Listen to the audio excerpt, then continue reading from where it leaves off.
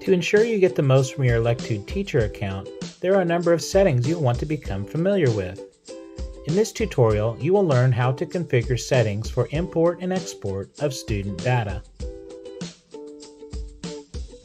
These settings are particularly important when it comes time to evaluate student performance.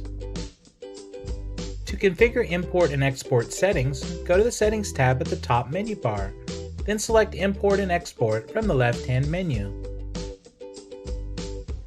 For CSV encoding, select ISO Standard for Western data characters, or UTF-8 for Asian and other non-Western data characters. If you wish to download scores for either an individual or group, including those items which they have not yet opened, you'll want to change Export Empty Results from No to Yes. You can customize what fields are displayed on the CSV export by deselecting items you don't wish to view on the report. Once you've made your selections, click OK to save settings. To export student results, go to the Students tab, select a group, then drill down through the assigned content until you locate the item you wish to export results for. In this example, it's all quiz scores for an individual student.